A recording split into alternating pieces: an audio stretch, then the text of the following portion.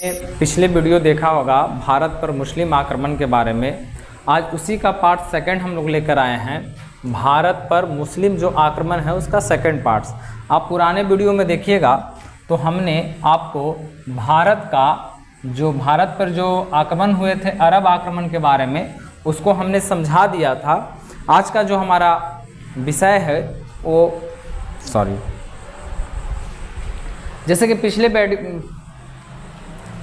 पिछले वीडियो में आपने देखा था भारत पर मुस्लिम आक्रमण के बारे में, उसी का आज सेकंड पार्ट है और आज का जो हमारा टॉपिक है तुर्क आक्रमण के बारे में है। तो बड़ा ही गौर कीजिएगा और बड़ा ध्यान से देखना है। इससे हो सकता है आपसे एक आध दो प्रश्न लड़ जाए, तो बड़ा ध्यान से देखने की बात है। भारत पर तुर्क आक्रमण की बात करें तो भारत पे जो तुर्क आक्रमण थे ये भी एक मुसलमानी जो अलग अलग क्षेत्रों से आए थे।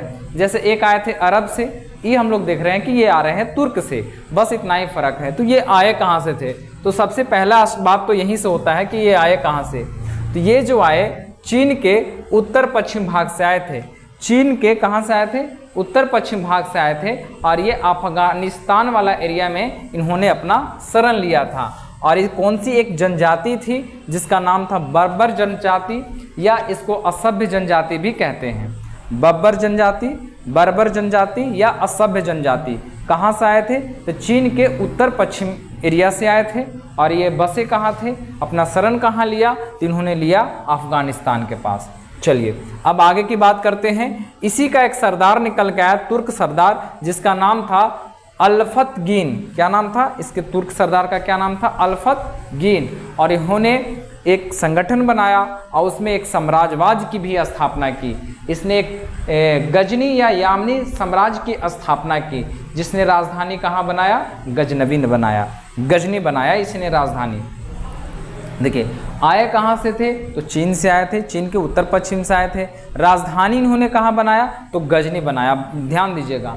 अब आते हैं गजनी के बाद। इसके कुछ एक 17 को सरदार हुआ करते थे। 17 को मतलब सेनापति था। उसी सेनापति में से एक को चुना था जो इसका एक जस्ट लाइक एक गुलाम था। इसका नाम था शुबतगीन। क्या नाम था? शुबतगीन था। जो अल्फतगीन की मृत्यु के बाद ये दोबारा से शासक बन जाता है।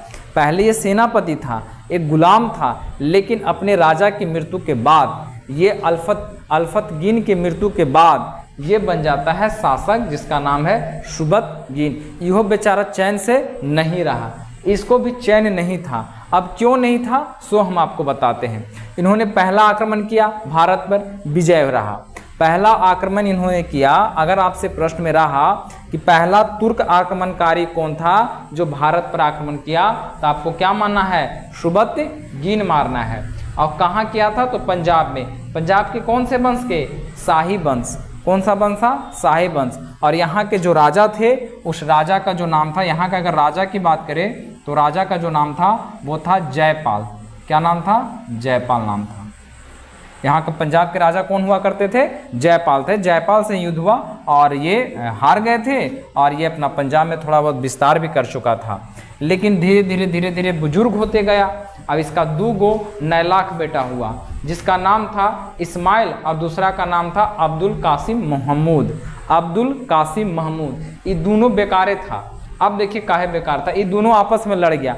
अरे जब बाबूजी यहाँ आल है तो इसको और साम्राज्य का विस्तार करना चाहिए। दोनों आपस में लड़ गया। काहे लगी? तो ये लड़ गया इसके वजह से ताकि मतलब उत्तराधिकारी के लिए लड़ाई चला। उत्तराधिकारी के लिए दोनों लड़ाई चला, आपसे में कटा मरा। इसके बाद इन दोनों में भाइयों में लड़ाई हो गया। आज भी देखिएगा भाई में लड़ाई हो जाता है हाथी को लेकर। वो कुछ अगर छोटा भाई है तो खिलौना के लिए लड़ जाएगा, तनी सुनाऊ बड़ा हो गया तो जमीन उमीन के लड़ जाता है। तो यही कम था, यही लड़ गया उत्तराधिकारी के। राजा कौन बनेगा? इस्माइल को हरा दिया, कासिम हरा दिया। इस्माइल को कौन हरा दिया? कासिम। अब कासिम हराने के बाद इसने भारत की ओर बढ़ना स्टार्ट किया। और भारत की ओर जब बढ़ता है तो इन्होंने भारत अभियान चलाता है। कब से कब तक चला था भारत? 1000 से लेकर 1027 तक चला था। 1000 से लेकर कहाँ तक चला था? 1027 तक। और भारत पर देखिए 17 बार इसने आक्रमण किया है। हम लोग 1-2 परीक्षा देते हैं, नहीं होता है, पढ़ाई छोड़ देते हैं या दूसरे काम में अल जाते हैं, या मतलब किसी भी लाइफ का कोई भी अगर ऐसा सीन मिलता है, जैसे मान के चलो कोई व्यापार करे, 1-2 बार फेल हुआ, व्यापार ही छोड़ देगा। और कम से कम 2 साल आपने जब व्यापार में दिया या 2 साल पढ़ाई में दिया तो जाहिर सी बात है कुछ ना कुछ तो सीखा, तो उसको और आगे जारी रखिए, हो सकता है तीसरे वक्त में निकल जाए। अब ये देखिए 17 बार भारत पर आक्रमण किया। अब बताइए, तो इसका जीत तो हासिल था। इसी के समय में 1025 में इसका 16वां आक्रमण था। कौन सा आक्रमण था? ये 16वां आक्रमण कर चुका था। और इन्होंने गुजरात का बड़ा ही फेमस था सोमनाथ मंदिर था, बड़ा फेमस था। देखिए सोमनाथ मंदिर हम आपको दिखाते हैं, एक हमारा पीडीएफ भी बना के रखे हैं। ये जो आपको नज़र आ रहा है ये सोमनाथ की मंदिर है, ये हमारे इतिहास का भी है। ये आपको पीडीएफ भी धीरे धीरे मिल जाएगा, बशर्ते आप पूरा जैसे वीडियो ख़त्म कर देंगे तो आपको पढ़ाने के बाद एक पीडीएफ के रूप में आपको इस तरह का हम प्रोवाइड भी करवा देंगे। तो ध्यान दीजिए 16वां इसका आक्रमण था। और जब ये लौटते समय जाटों से आक्रमण हो गया। कुछ लोग जाट लोग थे तो जाट लड़े और सोमनाथ के क्या था मोहम्मद गजनी के बीच और जाटों के बीच में लड़ाई हुआ। तो जो सोमनाथ से संपत्ति लूट के ला रहा था उसी में से संपत्ति लूट लिया जाट लूट लिया। फिर जाटों के बीच में एक लड़ाई चलता है, ये लड़ाई लेकर आता है 1027 में लड़ाई चलता है, जाटों के विरुद्ध चलता है और बेचारा 3 साल के बाद खुद मर जाता है। अब ये मर गया। अब ये जब भारत में आया तो भारत में तो कुछ प्रभाव पड़ा होगा ना, भारत में अगर देखिए तो मोहम्मद गजनी का कुछ न कुछ प्रभाव पड़ा होगा। तो अब देखिए अगर इसके प्रभाव की बात अगर हम लोग करें कि भारत में क्या आक्रमण से प्रभाव पड़ा, तो पहला पड़ा राजनीतिक, दूसरा हुआ आर्थिक, तीसरा हुआ धार्मिक। राजनीतिक, धार्मिक, आर्थिक। राजनीतिक से ये पता चलता है कि जब भारत में जैसा ही लड़ा तो इसका राजनीतिक जो था इससे उजागर हो जाता है कि भारत में कोई भी राजा है एक दूसरे को साथ नहीं देता है। यहाँ लूटना पुटना बड़ा ही आसान है औरों देशों के अपेक्षा। अगर कोई राजा को मार रहे हैं तो दूसरा राजा हुआ उसको सहायता कर देगा। आज भी गांव घर में होता है ऐसा, तो दूसरे घर सहायता कर देता है। अब ये समझ चुका था कि भारत में अगर लड़ना है, भारत में जीना है तो यहाँ बड़ा आसान है औरों देशों के अपेक्षा, क्योंकि एक राजा को मारिए दूसरा राजा टुकुर टुकुर ताकित रहता था। तो ये हुआ। दूसरा जो कारण था इसका प्रभाव पड़ा धार्मिक। जैसा ही आया तो इसमें इस्लाम धर्म का प्रचार प्रसार हुआ, थोड़ी बहुत जहाँ था स्थापना भी कर चुका था इस्लाम का। आर्थिक कारण क्या था कि जैसे ही भारत में आया था तो भारत में इसलिए नहीं आया था कि भारत में ये बच सके, भारत में ये किया था लूटने। कौन आया था लूटने? मोहम्मद बिन कासिम यानी मोहम्मद गजनी आया था। इसका मेन मकसद ही था लूटना और बहुत सारे धन संपत्ति लूटकर ले गया। तीसरा अगर हम लोग चौथा की बात करें तो आक्रमणकारियों का द्वार दिखा दिया कि यहाँ आना बड़ा ही इजी है औरों की अपेक्षा, क्योंकि यहाँ पे जो है लड़ाई कीजिए बगल वाला टुकुर टुकुर देखित रहेगा, जब वहाँ मारिएगा तो ये देखित रहता था। इसी प्रकार से यहाँ पर आक्रमणकारी हुआ, आक्रमणकारियों का ये आँख खोल दिए कि चलो वहाँ पे लड़ सकते हैं। भारत में जो भी कलाएं बनी हुई थी, आज भी आप देखिएगा सोमनाथ मंदिर वगैरह में तो बहुत बढ़िया सा कलाएं हैं, बड़ा अच्छा सा डिजाइन है। आप जाइएगा, अगर मंदिरों का अगर कलाकृतियाँ देखना है तो आप दक्षिण भारत जाकर देख के आइए, बहुत अच्छे सुंदर मंदिरों मिलेंगे।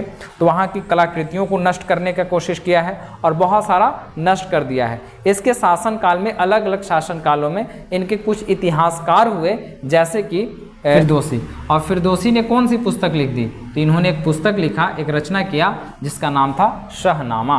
कौन सा? फिरदौसी ने कौन सा पुस्तक लिखा? शाहनामा। अगर आपसे यही प्रश्न रहेगा कि फिरदौसी किसके शासनकाल में इतिहासकार था तो क्या बताइएगा? कमेंट करके बताइएगा क्या आप बताइएगा। उसके बाद था अलबरूनी। अलबरूनी ने किताब उल हिंद की एक पुस्तक लिखा, किताब उल हिंद एक पुस्तक लिखा। उसी के शासनकाल में एक उत्तबी था जिसने एक पुस्तक लिखा जिसका नाम था किताब उल यामनी। कौन सी पुस्तक लिखा? किताब उल यामनी। तो ये बातें थी, ऐसे कर कर के इन्होंने अपने साम्राज्य का विस्तार किया।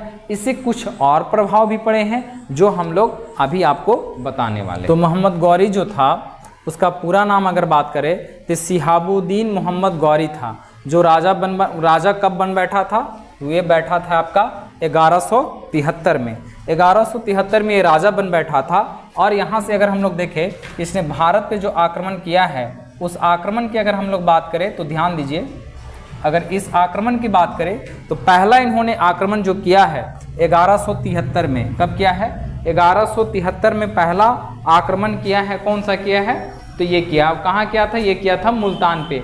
और ये जो आक्रमण था मोहम्मद गौरी का, ये सफल आक्रमणों में से गिना जाता है। दूसरा जो आक्रमण था यानी 1175 में राजस्थान पर आक्रमण किया।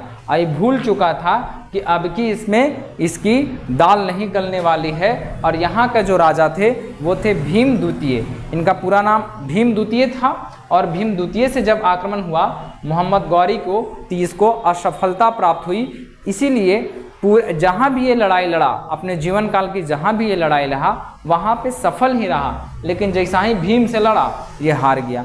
इनकी जीवन की पहली असफलता राजस्थान पर था। राजस्थान के राजा भीम द्वितीय से था। ये अपने जीवन में पहला असफल हुआ था। खैर कोई बात नहीं, इन्होंने फिर लड़ाइयाँ जारी रखी और 1191 में तराइन का फर्स्ट युद्ध में ये गौरी और पृथ्वीराज चौहान के बीच में हुआ। गौरी और पृथ्वीराज चौहान के बीच में हुआ, जिसमें पृथ्वीराज जो चौहान थे पूरी तरीके से सफल हुए। लेकिन फिर उन्होंने प्लान बनाया और 1 साल के अंदर में ही प्लान बना लिया और मोहम्मद गौरी ने पृथ्वीराज जो चौहान थे उनके कुछ घुसपैठियों से मिल बैठे थे और उनके आसपास के जितने भी जो करीबी थे उनसे मिलकर और इनकी कमजोरी को पकड़कर मोहम्मद गौरी ने पृथ्वीराज चौहान को भी हरा दिया। पहला बार में पृथ्वीराज चौहान जीते, जबकि तराइन के दूसरे युद्ध में, तराइन के दूसरे युद्ध में कौन जीता? तो ये जीता, गौरी जीता। अब इसकी जीवन की जो आखिरी लड़ाई थी 1205 में थी खोखर जातियों के विरुद्ध। कौन सी जातियां थी? खोखर जातियों के विरुद्ध। हो सकता है प्रश्न पूछ दे। खोखर जो जनजाति है, खोखर जनजाति, ध्यान दीजिए, खोखर जो जनजाति है ये पंजाब में निवास करती है। जस्ट लाइक फिर इसी में आप लोग देखिएगा इसके कुछ सेनापति निकल के आया है, जिसमें से एक सेनापति था जिसका नाम था कुतुबुद्दीन ऐबक। क्या सेनापति का नाम था? कुतुबुद्दीन ऐबक। जबकि इसके दूसरे सेनापति की ओर जाए तो इसका सेनापति का नाम था बख्तियार खिलजी। तो अपने शासनकाल में जो सेनापति थी ये कुछ जगह पे वो भारत में अधिकार किए थे। जैसे अगर बात करें तो 1196 की अगर बात करते हैं, देखिए इसकी अंतिम लड़ाई, इसके पहले ही सेनापति इन्होंने काम कर चुका है। 1196 की अगर बात करें तो अजमेर पे विजय प्राप्त किया था। इधर वाला जो एरिया था, इधर वाला के अगर एरिया की अगर हम लोग बात करें, ध्यान दीजिए, अगर इधर वाला एरिया की अगर बात करें हम लोग मैप के सहारे से देखिएगा तो थोड़ा सा ज़्यादा आ जाएगा। तो अगर हम